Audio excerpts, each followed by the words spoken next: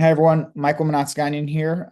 We're doing our live weekly office hours where we do a lot of deal analysis, a lot of question and answer, just a lot of good stuff in the Wealth through Real Estate School community, which is absolutely free. We have hundreds of buyers, lenders, capital raisers, and intentional connectors in here, just looking to generate wealth through real estate and achieve financial freedom through real estate investing in some sense. So with the live weeklies, we go right into Q&A or deal analysis. We do have a few things coming up that I wanted to highlight. We do have the paid intentional investor community starting up October 1st. If that is something you are interested in, let me know. We have a wait list currently and it will start up on October 1st. This is a monthly paid group coaching and it's similar to the Wealth of Real Estate community. However, it's got a lot more value and a lot more training and education components to it, plus some additional live weekly Zooms. It's really for those who are ready to start either scaling their buy and hold business, they're ready to start being a better lender and a more consistent lender, or they are trying to raise capital to buy their real estate investments. You get my step-by-step blueprint and 6 weeks boot camp that I'm doing with the veteran investor community. You get access to all of that, access to all of the trainings and recordings and everything that we offer to the Wealth the Real Estate community unlocked right away, as well as you're going to get a let's see, is it seven part series on how to buy your first real estate investment, the team you need to build, different ways of financing it and all that. Whether you're someone who's interested in creative finance or traditional financing, it's a great starting place to get you from zero investments to one. And then once you get your first one, how to help you scale through, more advanced buying and capital raising strategies. So with that being said, anyone have any questions? Let's get right to it. Let's see if anyone has any questions, maybe anything I could try to address for you. Yeah.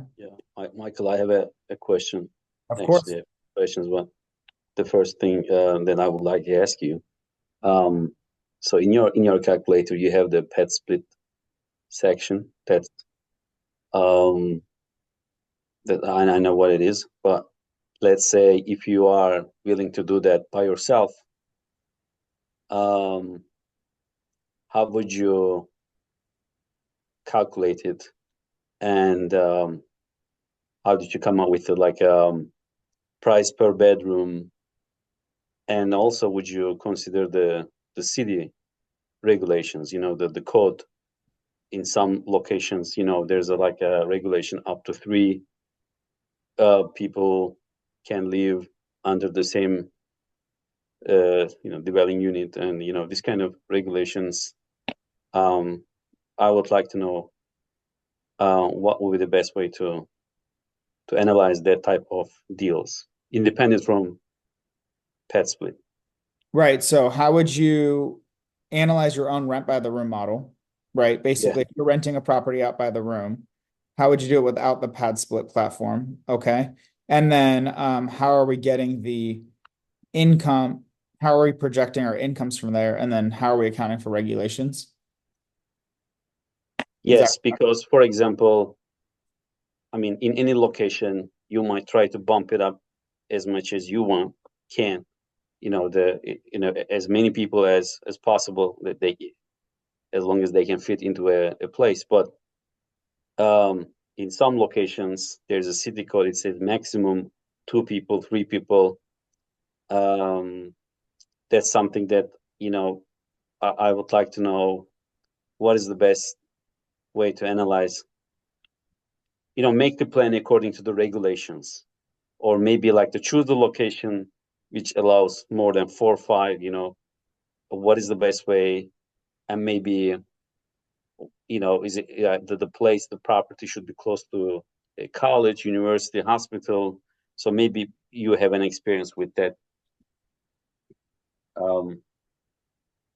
Rent by room, I mean, it has some challenges, as I know that, but right, from the financial perspective, what would be the best way to kind of make sure that, the city,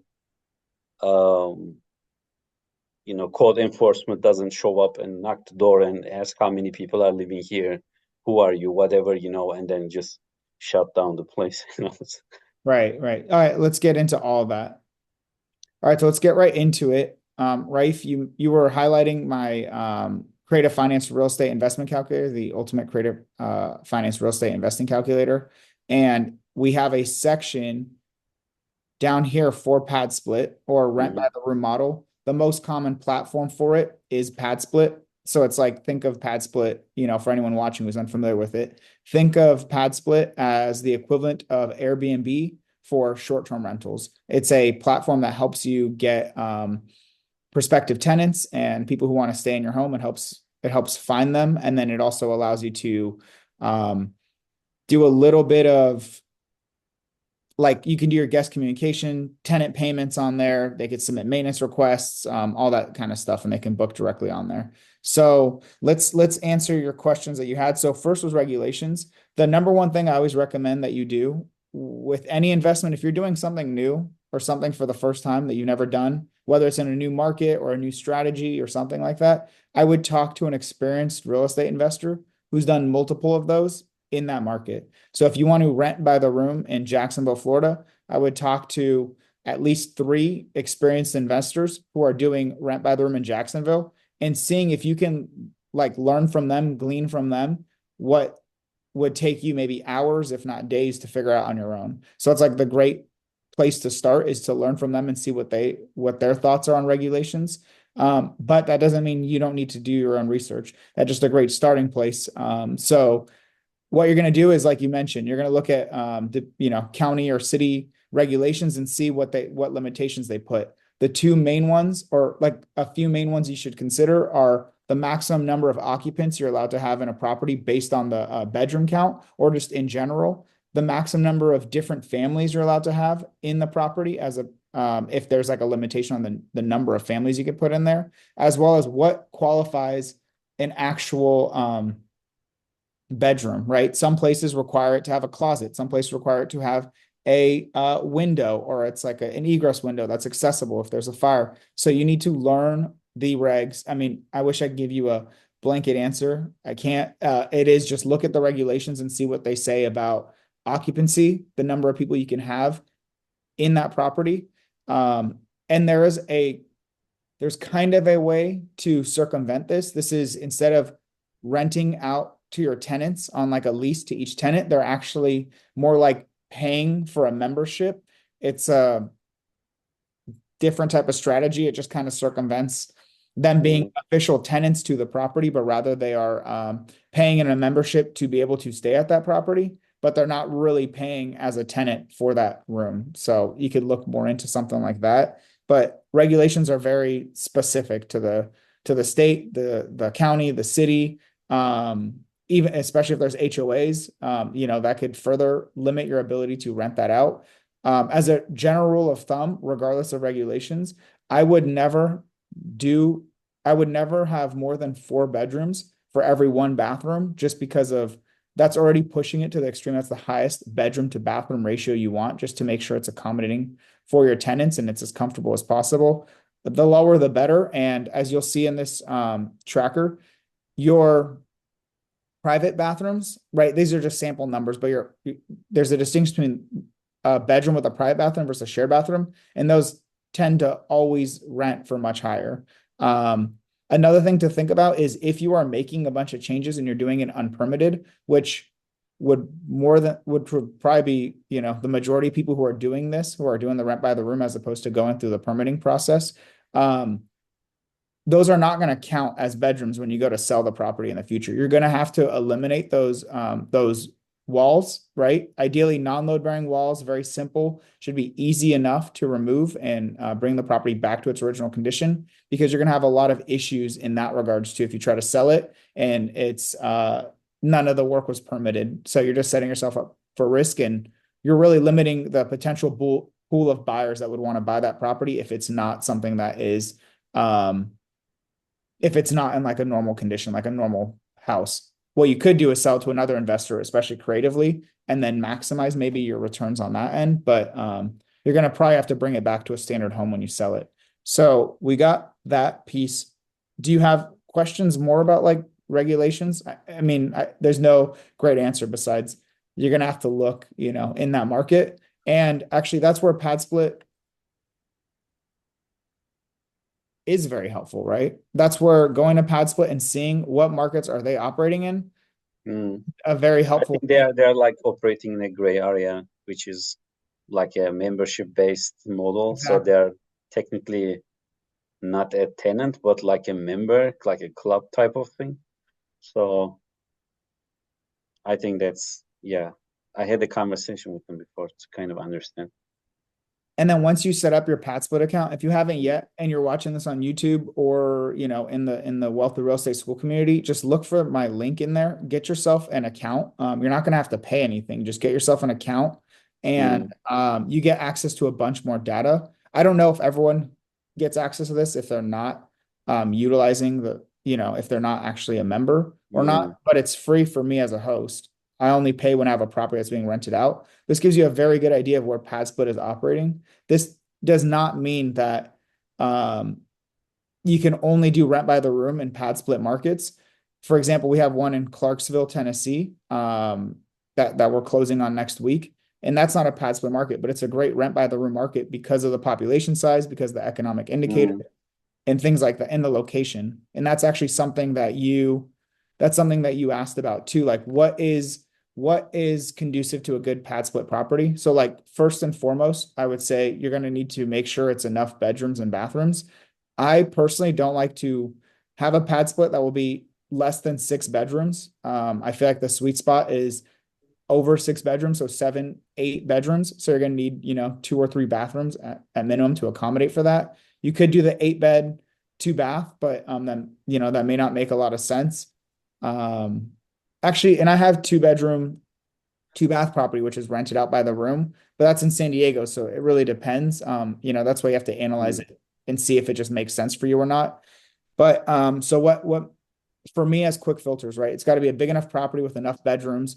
I only buy in major cities that have a large enough population. Like I said, Clarksville, Tennessee is not, it's not Nashville, but it's still a population of 200,000 people. So mm, places that have a burden or they have a limitation of affordable housing is a great place to offer a rent by the room or a pad split because you're providing a solution, right? If you're trying to do this and, someone showed me a deal and it was like, they said Dallas, Texas, but really it was like way out here. It's like, mm, is that like, do you really think that someone's going to, why would they rent by the room for $200 a room, 800 to $1,000 a month when they could just get a 1 bedroom or 2 bedroom for around, 1,000 to 1,500. So you want to compare the rent by the room pricing and compare it to what is available for, let's say, at least a 1 bedroom or a studio, and you want to have it in a high population. Another thing is you mm, want to make sure there are solid economic drivers, and it's not just one thing. Ideally, you don't want just one military base or just one major hospital or just one factory. Could that work? Sure. But the more economic, let's say the more employers and the more diverse they are, the better it is. There's no specific one that's the best for rent by the room. My personal favorite tenants are, those that want to live in big cities. We have our Atlanta one, Jacksonville. It doesn't have to be huge. It doesn't have to be like Miami style. Charlotte, they want to live in there. They want affordable housing, and they are working professionals, especially younger working professionals who are more than likely just going to use the place, use their rental, their room just to really sleep in. They're not really cooking as much. They're eating out or they're ordering like DoorDash or have pre-made meals. They spend a lot of their time out of the house and they work out of the house and like outside of the house, not work in the house. That'd be kind of hard if you had mm, 5, 6, 7, 8, remote workers in one house. I don't think we have that at all. And then they're not like using a lot of the common areas. They just really need the bedroom to sleep. They want to save money in housing and they spend the majority of their time out. The bigger, the better the city, the less time you're spending in the house, more time you're spending out of the house. So that's a good indicator. But see, they've got pretty good, New Orleans, Baton Rouge. So yeah, they're kind of all over. Um, Another thing for Do you? Pat specifically, they really like you to be next to well, it's not a requirement of PadSplit, but if you're closer to like like buses and things like that, that is also Mm, advantageous. So like I like being, I like our properties close to downtown. We have like two near downtown. We have one right near the airport. So then it's a lot of people who work at the hmm. airport that want to save money, don't really need to live in downtown. So there's, a lot. And then you asked about how do you get rental estimates? Or are you good with me moving on to rental estimates, or do you have any more questions about the like what makes a good pad split property? The questions related to this, do you have additional property manager on top of the fee they are collecting? I think they are not covering everything, but um, yeah, that's the one Yeah. question. And the second question, like, do you have yeah, let's say you have a property with 4 bedrooms. Do you have a specific way to increase the number of bedrooms to 6 or 7? Like, oh, I'm using that material. This is always what I do. That kind of things, like not like breaking down the walls, but maybe there's like a artificial wall, and you just put it up there and then split up the rooms or something like that. So let me ask you this. Are you saying you have a house and then you're going to extend the house by I, adding fake walls? Or are you I, saying you're just going to add I a non-load bearing wall inside the house? I mean, probably it's very difficult to find a house with like 6, 7 bedrooms, and then whatever you might find, probably 3 to 4 bedrooms, and then to create like a living space for these people, for the tenants. What is the best like way to customize the house and then make it like livable for, make it like a 6, 7 bedrooms? Do you have a like a um like a plan to do that always? Like whenever you have a property, you know that, okay, to increase the number of bedrooms gonna cost me that's the material I'm using. um and then where you get for example, the labor force to kind of to make it happen. Like, do they help? Or yeah, that process is, I would like to know. Okay, so that was a lot of questions. I'm sorry. I'm trying to pull up one of Yeah, like, for my question, do you have an pad additional splits. property manager? And second is, what is the best way to convert a normal house to a pet split house? That's the way to, Okay, like, yeah. perfect. I can answer both those. and So, and and for someone not living in the same location. right, right. So that's a lot. So let's get into it. So I'm going to start screen sharing again. We'll stick with PadSplit for now. So property management. So the way PadSplit works, right? And I know but like I said, it's very similar to Airbnb, where PadSplit as the let's say the listing platform, they collect a fee. I believe it's between like 8 or 10% right now of the monthly income for when the tenant is, paying. And they also collect the first 10 days of a new tenant's stay. So they collect the first 10 days of the new tenant stay. They collect 100% of that. And then 10, I think 8 or 10%. They changed it a few times over the last year. But I think it's like 8.5 or 8%. And that's what you're paying PadSplit for them helping you get tenants. If you were to find your own tenants instead, you can still run them and manage them on the PadSplit platform. And instead of those first 10 days being collected by PadSplit, they wouldn't collect that, but they would still collect like the monthly amount. So that's what PadSplit does is the listing platform, tenants can communicate with you on there. It makes it pretty easy to communicate with guests and like help them move in. And when people are moving out or if they have maintenance requests, it makes it very easy, especially the payment piece. What they don't do is they don't do full property management. So if you need to send like a maintenance person out, that's on you to, if you're self-managing, you're going to need to send your own handyman out. You're going to need to send your own like find your own cleaners and send them out. You're going Mhm. to need to,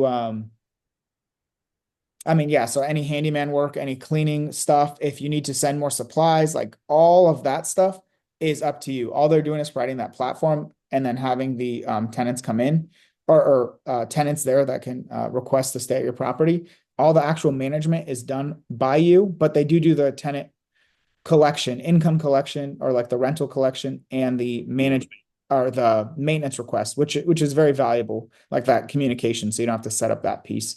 Um, so a lot of people do pair up their property with the PadSplit property with a property manager. I don't even know what the rates are because they vary from place to place. So originally we were self-managing our PadSplit properties because they were pretty straightforward. Once you set it up, the hard part is like setting it up. You gotta, like we said, and we'll talk about it more, but like convert a house into, something, maybe it's a 4 bed, 3 bath, 3,000 square foot house. There's a bunch of rooms available that you can convert.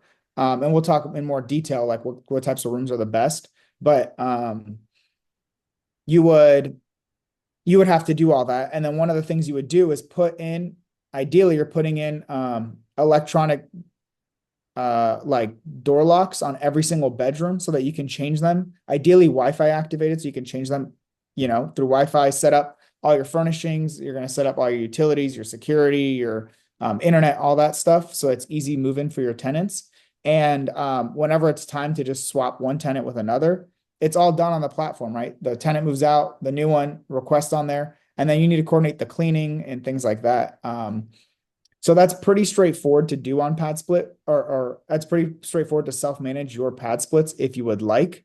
What we've done personally as we've grown to, 50 plus rentals is we brought that like in-house. So we first started with like a virtual assistant. Well, we actually had an asset manager that oversees our portfolio, but like that's excessive for most people. The first thing you can do is get like a virtual assistant to help with that management. Once you feel like it's taking too much of your time and you've got your system set up, you can train a virtual assistant to help you manage those properties and the guest communication, helping tenants move in, coordinating cleaning and all that stuff for your portfolio, because it would all be done on PadSplit, which is pretty straightforward. But there are property management providers for this type of business model. I just don't know if it would make sense to utilize PadSplit and pay a property manager as opposed to just paying rent by the room type of property manager directly. As I said, we've either done it we've always done it in-house, whether we were self-managing or we Mm-hmm. started building our team around managing that. Because, and that's what they do. They manage our short-term rentals or they manage all of it. And that is why we're able to also rent every property that's a short-term rental as a mid-term rental and rent by the room depending on seasonality and like vacancy. So that was the advantage of bringing it in-house as well, because we can list on multiple platforms for different strategies. Does that help with the property management piece? Yeah. So if someone wants to do it with a property manager, I mean, yeah, like someone needs to organize the, I don't know, yeah, maybe with the virtual assistant, you can do it up to at one point. But just like to have boots on the ground, like, I don't know, like someone to make sure that the tenants don't tear apart the place. Then it will be, then like 15% plus 10% property management fee, then it will be 25%. Yeah, I mean, I wouldn't do 15% and then the 10% Yeah, yeah, I know, in-house I know. plus 15%. I think you'd either do like the 15 to 25% Mm, rent by the okay. room property manager separately, or you're going to do pad split plus self-managing or pad split plus like minor managing. A pro tip is you don't need to pay, not every property manager does this, but you don't need to pay for all the services of property manager. Mm, You can pay per service. So whenever they need I to see. send a handyman out, you can pay them for Mm, that directly. You can negotiate that with them too if they don't offer it. Say, hey, I'm doing this. The more you have in one market, the easier it is to do that, to start negotiating things. It's harder mm, when you're kind of like my portfolio, which is spread out, but we do have multiple in the same markets as well. But I just own in multiple states and multiple markets within states.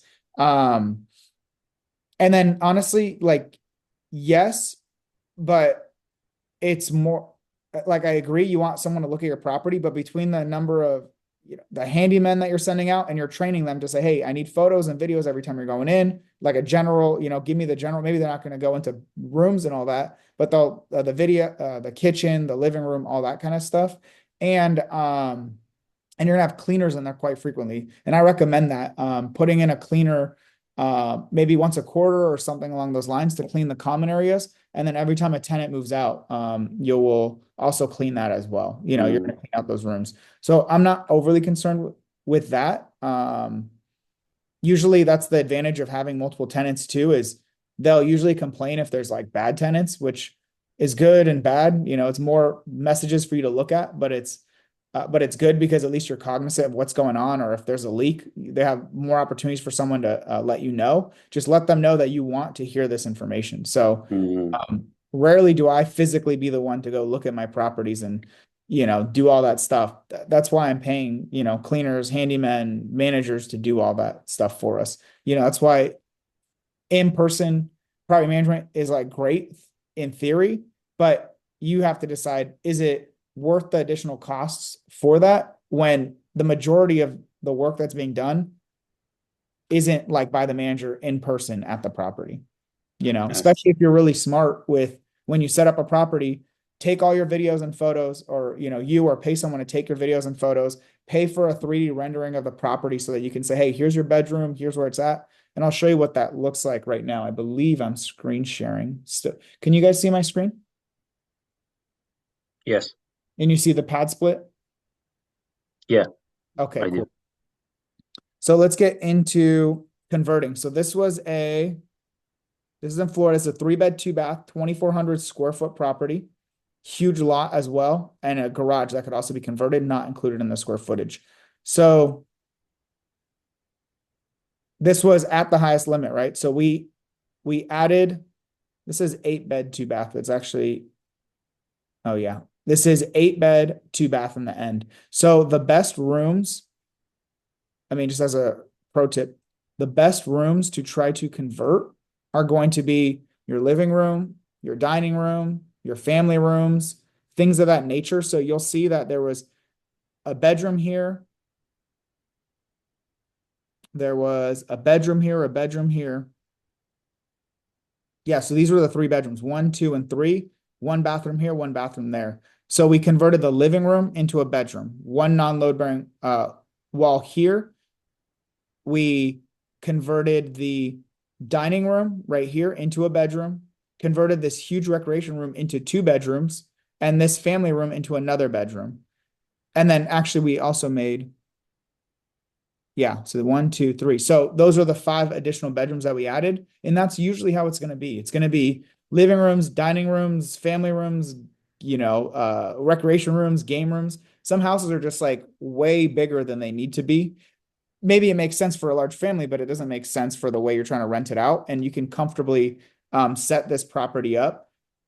That's why it's really nice to have those 3D renderings, and just pay for someone to go in and do that. Even early, that's part of our due diligence for a pad split. We'll have someone go in and verify what do they think, and have our contractor go in and say, what do they have as a quote? How many bedrooms do they think are feasible? And what's the quote for actually building that out before we ever close on a property, so that we know for certain how many we're going to be able to add.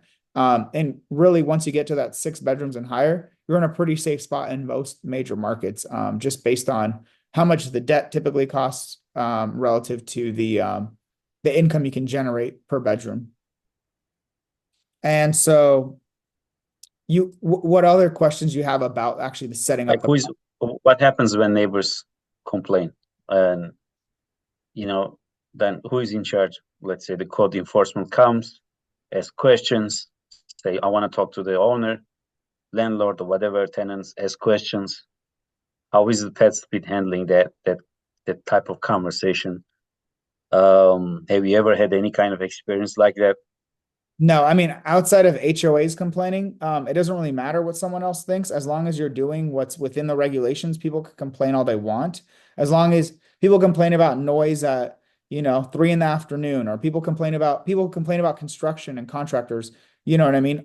At times they're allowed to be working. So people complain all the time. As long as you're following what's within the regulations that in the ordinances, you should be fine. If they need to talk to you and you need to verify with them, you know, hey, I don't see anywhere that this is something we cannot do, then, you know, that's how you handle it. You know, I think it's good to be prepared for all that, but if you're being prepared by making sure you're following what's within the guidelines and only doing what's like you're allowed to do, what's within the regulations, then it shouldn't matter if people are complaining, right? Maybe it's an inconvenience. You don't want your neighbors complaining, but that's another reason why they recommend doing PadSplit and maybe C and lower B class areas as opposed to doing it like an A class area. Typically, the A class area is going to have an HOA, even if it doesn't. Typically people who are paying $1 million or whatever, the highest end, the high top 20% in that market, they're not going to want, they're not going to want houses with 8 different people coming in and out all the time, right? So also choosing, where you're buying your properties and making sure the class, the like property class and location class makes sense for a rent by the room, then that's also another big consideration. Grab this chat. Yep. Any more questions on, I'm sorry if I didn't go in too much more detail, but if you want to now look up income, the best way to do that is I have 2 ways to do. Well, I have a few ways to do that. So you're going to go on the PadSplit platform and utilize their hosting tools and just choose any market. Let's just choose Jacksonville. And then it's going to tell you zip codes. It's going to show you the ones that are live that are already have properties in there versus the ones that are upcoming. We can get rid of the ones that are upcoming and just go to the ones that are live. It tells you there are 1,386 active units, 140 more upcoming, and there is a lot of demand. 10,819 people have searched in the last 30 days. Cool. Once you click the specific, it's like kind of zip code or region focused. I don't know. Yeah, so it is zip code. It's broken down by zip code. You just choose the one because you don't want comps from here and your properties over here, right? You want literally the closest comps you can possibly get. And then you also want to make sure that the comps are somewhat similar around you. Once you click one of them, it'll tell you how many active units, how many are upcoming. It'll tell you the average weekly rate that they're seeing on their platform. And then more important, they'll tell you what's the rate for the private bathroom versus the shared bathroom. Let's see how close that is to. I want to say this was like Atlanta numbers at the time when I did this. So 220 and 170, so $50 spread. That sounds about right. 237, 164. So it's an even bigger spread here. And the hard part here is there's also properties that are much more coastal in the zip code than the ones that are more inland. So then I would also look at more inland comps as well, right? To say, okay, what do I think the drop off is? And you know what? It's not much of a drop off, right? It's 169 and it's 169 at the private bath 237 versus, am I even changing? Over 226. So it's very little difference. So you can assume the water's not going to make a huge difference. Maybe it's proximity to the naval base. Maybe it's a lot of, so that's how you're just looking up these rental comps. If you are trying to, if you're just trying to do it on your own without that platform, which I don't recommend, the majority of, like when you're starting out, utilize the tools that are out there as much as possible. Don't try to just maximize absolutely on cash flow by circumventing the tools that are, it's like trying to do a short-term rental without Airbnb because you could list it on your own website. Yeah, that's true. But when you're starting out, you should probably start with the tools that are there, build your systems, make that part, like buy the property, get it renting, get it performing, and then worry about self-managing and things like that, or paying for a separate, or at least just have a property manager do it. And the way I teach real estate is I don't recommend doing too much self-managing if it's time consuming, because you're better off finding more investments instead. But can you still do this? Yeah. So on Zillow now you can do rent by the room, right? Instead of entire place, you do by the room, and just see what they're going for. See what like we're looking at similar as before. So $950 a month, $800 a month, and then you could see the description and information there. And not only do you do that, you look at, okay, how long has it been listed for? So this is a 3-bed, 1-bath. This one's a condo. So let's just do houses, because I'm also not recommending people buy condos and apartments. I mean, it's ultimately up to you what you want to do, but $1,500. This is a 5-bed, 2-bath, big house, rooms for rent, 4 days listed, 1 contact, 0 application. So it's still kind of too soon, but this thing has not gotten much interest, right? So we do this too sometimes. We call this like, we'll list a property as a ghost listing to see, like that's what we did with Clarksville, to see if people are interested in that market for that strategy, especially the rent by the room strategy, because it wasn't a pad split market. So we had to do it on our own if we wanted to go that route. And what we did in that instance, it wasn't we took a house and then chopped it up like this. It was building out the whole downstairs, the whole basement and building that out entirely and then making it very conducive to adding much more bedrooms and an extra bathroom down there. So you can post your own listings as well.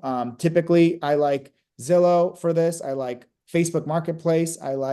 You could do Craigslist, but just that's a lot harder to like communicate and navigate, but you can Mhm. do that route as well. What else did you have about PadSplit or Rent by the Room? Yeah, I think that's it. That's it for all. Like my concern was like what happens when the code enforcement comes and knocks the door. You like because I don't want to deal with that type of stuff. So is the pet split really talking to them and saying like I'm the tenant and these are my members? Um, I'm pretty sure like in the example you showed, the city doesn't allow literally like 8 people in a one dwelling unit, but how do they challenge that? That's like I know it's the kind of gray area, but what happens when someone comes and asks like, they come and knock the door and ask like how many people are living here, who are you, and then what happens in this case, like Yeah, I don't, we could probably look at,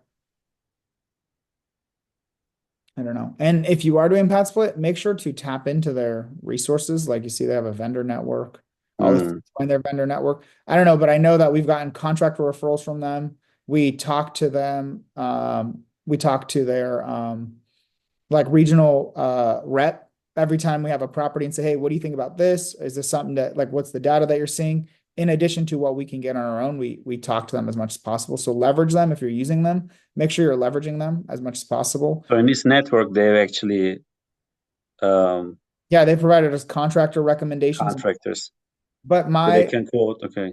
my recommendation typically is to talk to other investors in that market doing, rent by the room and seeing is that like if they have any recommendations or referrals first or in Mm. addition to this and then doing your due diligence for What is the the best way to find these people? Like I don't know, like in Baltimore, like people um doing pet split in Baltimore. How can I find them?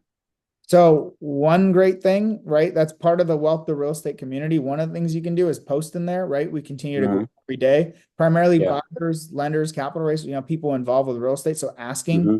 in these kinds of environments, asking on your social media, but then also if you're in any other real estate investment groups. So like Okay. for example, I'm part of Sub 2 with Pace Morby, and then there's the free, Yeah. creative real estate group in there. Mm. So part of Owners Club, which is a smaller group of let's say Sub 2 members in there as well. Um, Things like that. Or you could just look at like Facebook, right? Facebook's a great one, but usually you're Hmm. networking with investors all the time. And like I said, if you're in Sub 2 or something like that, you could find regional leaders. Even in the free Facebook group, they have a list of all the leaders. So I would reach out to the leaders in those markets and say, hey, Hmm. I'm looking at doing this. I have this property. Is this something that you can help? I would talk to property managers too. So like, let's see. Rent by the room, Jacksonville. I mean, like Google's your best friend as well. Hmm. Rent by the room, co-living, property management, and Jacksonville. So like, look, someone else already made the thread. Oh, Hmm. not signed in, but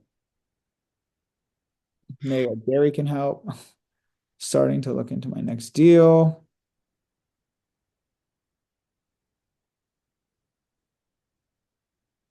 These are tools. I don't know, just like looking at this kind of stuff. Hmm. Actually, that's where Bigger Pockets is very useful too.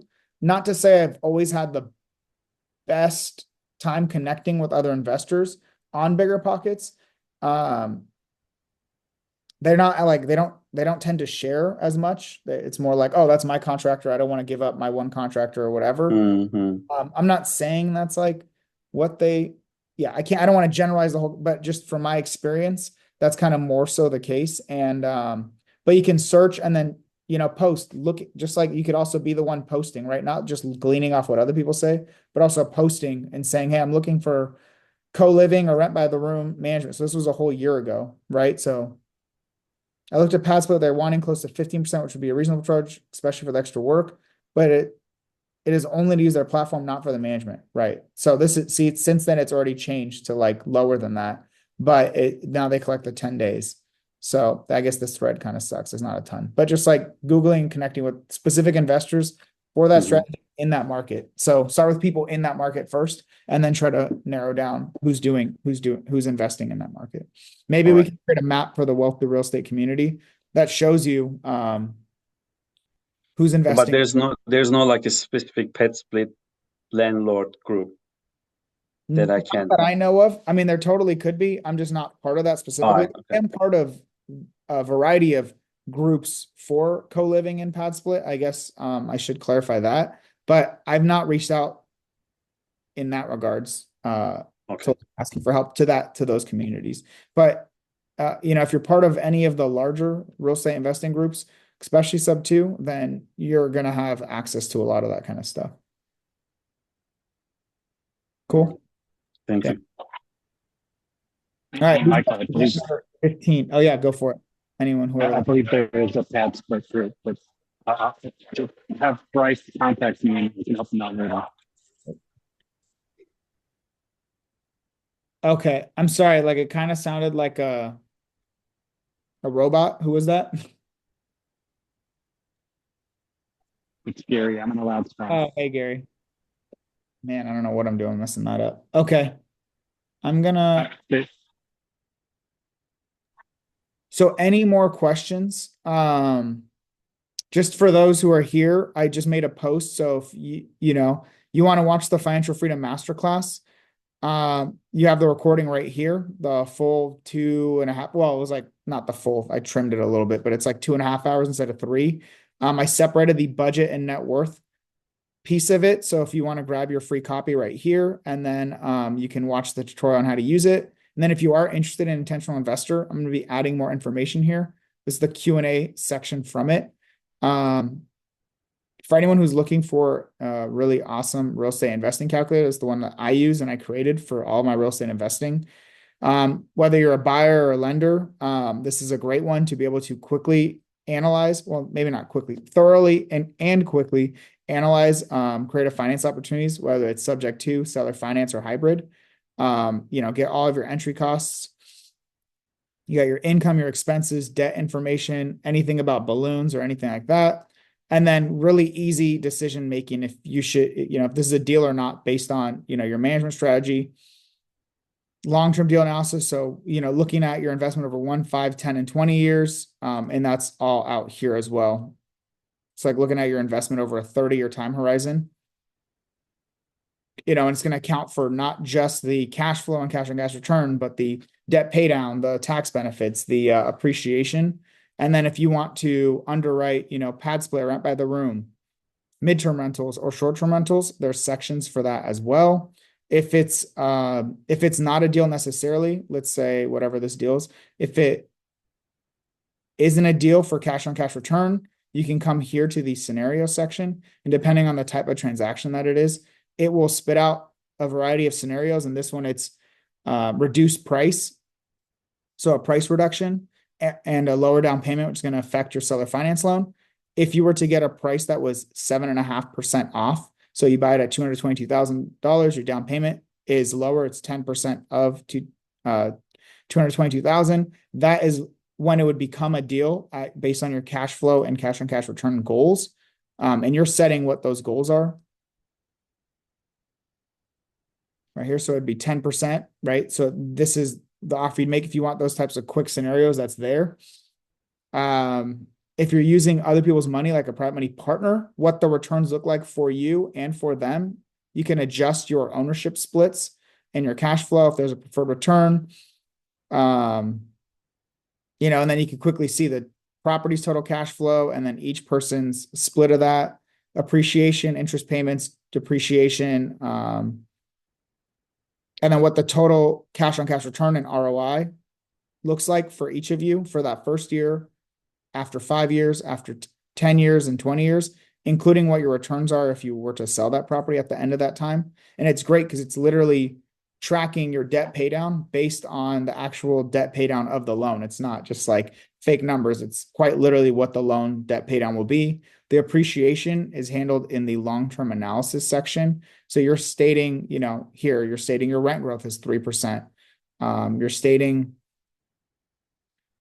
let's see, your property value, right? That's pulled in from there, but you're saying it's going to appreciate 3% a year. If you're in a market that appreciates 5+%, you can change that. If it's a really bad market, yeah, I don't know, 0%. You could choose if you wanted to appreciate or not. Yeah, all that good stuff in there. And that helps you just analyze all of that. And then if this deal's viable with a private money lender, this one is not because it'd be negative cash flowing with a private money lender when you're paying them their interest payments. Assuming 12% interest rate, maybe at 10%. Nope, still not viable. So you'd have to get PML at 6%. And if you're a PML at 6%, I will take all your money and I will give you 6% forever. But that's not like typically you're going to get 10 or 12% and higher. So I'll also make sure it's reasonable that you can actually raise that capital. So then if you are raising capital, then you have the super easy like layout. This is what you send your partners to show them, hey, these are the returns or what we add in our, when we're raising capital on our investments. Right, just to show you that. And if you want to get connected, the best way, I'm helping people out all the time when they reach out to me, when they DM me on Instagram. So Michael Mnat, just reach out anytime. Plus I post a bunch of stuff on, personal finance, financial independence or financial freedom, real estate, and then some of our properties and just life stuff too. All right, I shared a lot of that. Any more questions, guys? I'm pretty flexible. So this was...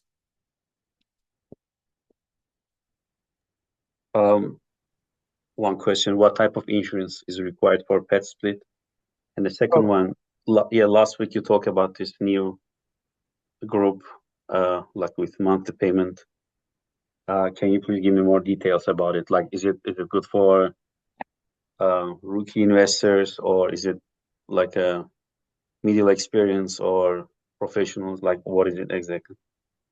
So insurance, you're going to need landlord insurance for sure, but then you're going to have to articulate to them that you're also renting it out by the room and make sure they cover that. I use Steadily, and I know they cover that because they cover multiple of our rent by the room properties.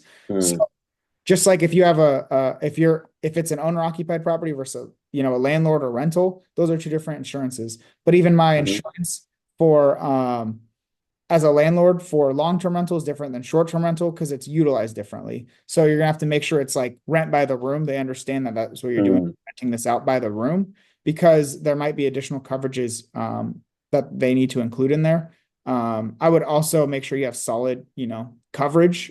You don't want something to go wrong. And I would also get umbrella insurance for yourself personally, even though it's an investment in an LLC and all that. I would still get good umbrella insurance to protect all of your personal assets as well.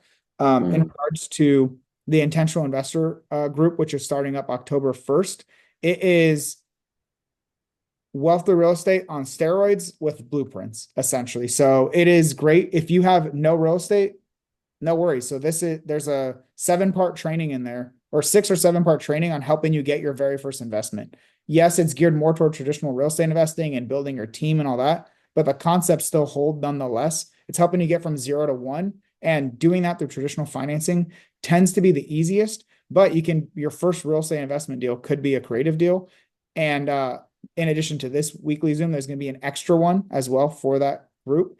And, you bring in your deals. If it's creative and you're still trying to figure out, should you invest in it or not, or should you renegotiate it? Like, what should you do? That's the idea. You bring it into the office hours to then get help with deal analysis or restructuring, or, do you recommend me buying this one or lending on this one? But the group is also getting access to my 6-week, it's like, I don't know, it's gonna be like a 15-part intensive boot camp. Veteran investor is what it's called. It's for real estate investors that are looking to scale their portfolio. So maybe they have a few properties, One of them has 17, one of them has a few and has done more fix and flips and wholesales and connecting and all that kind of stuff. And they're looking to scale their real estate portfolio through mastering deal analysis in every which way, through learning a more standardized process for buying real estate and like how to get access to deals consistently, how to negotiate them effectively, how to raise capital and build their systems and tools to raise capital efficiently, just the same way that I do. So they're getting literally the blueprint for what I'm doing. We're taking that live 6-week coaching and then putting the recordings in the intentional investor community at a tiny, tiny fraction of the cost that they're paying for the intensive boot camp. What else do you get? You get access to the 0 to 1 real estate investing course. So we call it, buying your first deal blueprint, the veteran investor, scaling your portfolio blueprint, and then access to like discounted, if you want the calculator, you can get that at a discount. If you want consulting or direct coaching outside of the live calls, you need something more direct, well, you get all that is discounted as well. You get additional, yes, I mentioned additional office hours like this one, which you guys should be taking advantage to analyze your deals as well. Would be a great use of it to determine if there's a property you should buy or to see how I underwrite, if that helps you. And then I'll just keep adding more to it because the idea is to make you a solid buyer, capital raiser, and then also a lender. So once you have your business operational or you have excess funds, like instead of putting it in the stock market, which I used to, I just lend it out for higher returns and have much more control of those investments. Yeah. So it's possible to like connect with you and say like, hey, I have a warm lead here and I talk to the owner and this is the deal. What do you think? How can I make it happen? So right. I mean, That's going to be that's like a perfect type of question to bring up in the office hours. So you have like an additional one for the intentional investor group, exclusive to the intentional investor group, in addition to this one as well.